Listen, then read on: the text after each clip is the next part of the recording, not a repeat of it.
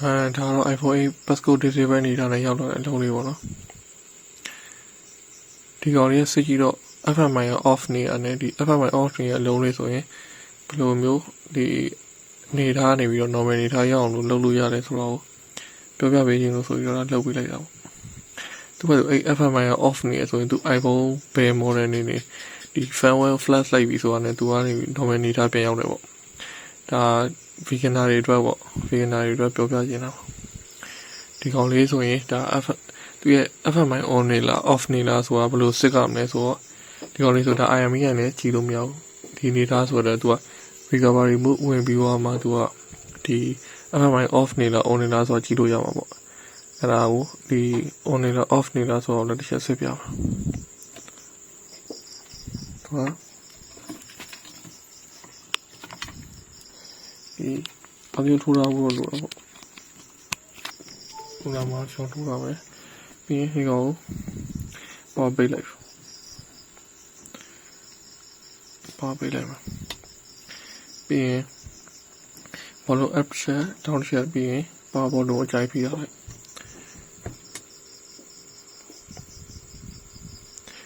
လောကမလွတ်နဲ့သူ recovery move ပုံစံပေါ်လာတဲ့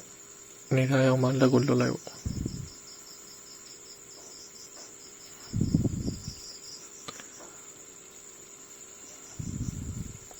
ဒီနေရာရောက်ပြီဆိုရင်လွတ်လိုက်လို့ရတယ်ပြီးရင်ဒီကွန်လာမှာ3ယူလို့ပေါ့ဒါတော့လောက beginner တွေအတွက်ပေါ့ရောမသိခင်တော့လည်းဒီကတော်တော်လိုက်ကြည့်ခဲ့ရဒါဆိုရင်ဒီကသာ3 iPhone 8ကိုရေးမှာဒီမှာသူက serial number ရှိတယ်ဒီ serial number ရှင်းလိုက်ပြီးတော့လည်းသူ copy ဖြစ်သွားတယ်ဒီဟာဆိုရင်ပြီးဒီ Google Chrome နဲ့သွားမယ်ပြီးရင် i6 develop ဆိုတဲ့ website ရှိတယ် website 6develop.com ပေါ့အဲ့ဒါသွားမယ်ပြီးရင်ဒီမှာရွေးချက်တွေအများကြီးရှိတယ်ဒီဟာရောက်တော့ဒေါ်လာတွေနဲ့ပေါ့ဒီဟာ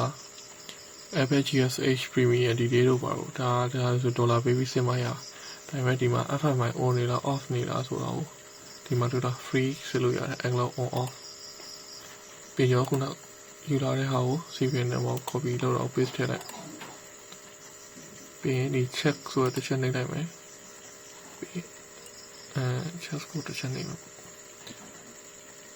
ဒီမှာ page voice ဆိုဒီမှာစာရင်းလေးခဏစောင့်လိုက်ပေါ့တခြား website တွေကလည်းစစ်လို့ရတယ်ဒီ free app ဒီ IMEI check လုပ်တဲ့ website တွေရှိတယ်အဲ့ကနေစစ်လို့လည်းရတယ်ဒါဆိုရင်ပြန်ပြသွားရဲဆိုရင် free နဲ့မှပြန်စစ်တော့ဒီရွေတဲ့နေရာပဲဒီကောင်ဒါဆိုရင်ဒီမှာ off နေရလို့ပြောတယ်ဒီမှာ find my for iPhone ကို off နေအဲ့ဒါ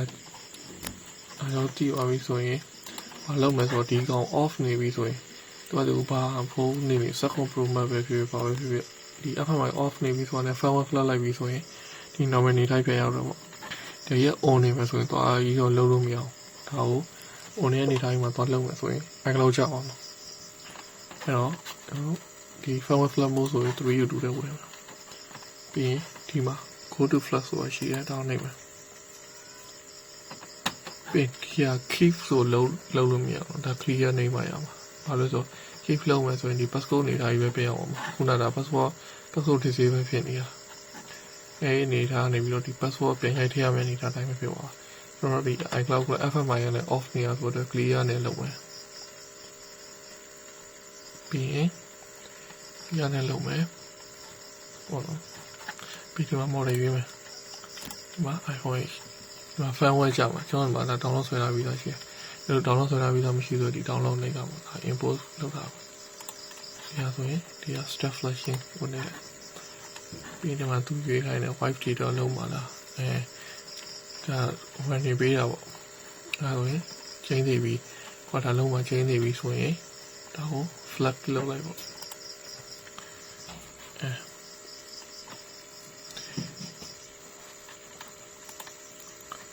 ဒါ firmware flag လုပ်တဲ့အနေထားတော့ကျွန်တော်မပြတော့ရမ်းကြနေမှာဆို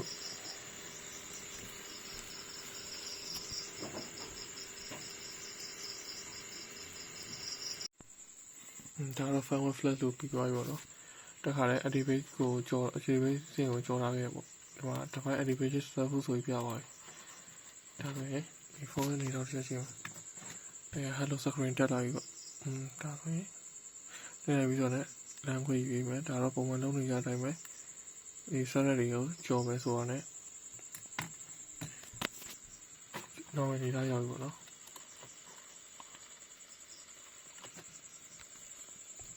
အစိတ်ကြော်ရရောမပြတော့ဘူးဒါဆိုရင်ဒါ FMI off နေတဲ့အလုံးလေးဆိုရင်ဒီလိုနည်းနဲ့အလုပ်ကိုဒီ passcode နေတာအတိုင်းဆိုရင်ဒါအလုပ်ကိုဖြုတ်လို့ရပါပေါ့FMI off နေ on နေတဲ့အလုံးလေးဆိုရင်တော့ဒီ iPhone Pro 8T ကိုဒီ passcode နေတာဆိုရင်စင်ကမှာတုံးရတယ်စင်ဖိုက်ဘက်ကို free လုပ်လို့ရပါပေါ့ဒီ2တစ်ခုတုံးပြီးတော့အဲ့ဒါတော့နောက်အဲ့လိုမျိုး FMI off နေတဲ့အလုံးတစ်လုံးလည်းကျွန်တော်မှာရှိတယ်အဲ့ဒါလေးကိုအဲ့လိုလေးကြိုင်နေဘယ်လိုမျိုး bypass လုပ်ပြမယ်ဆိုတော့beginner တွေအတွက် video လေးတစ်ခုတင်ပေးပါဦးနော်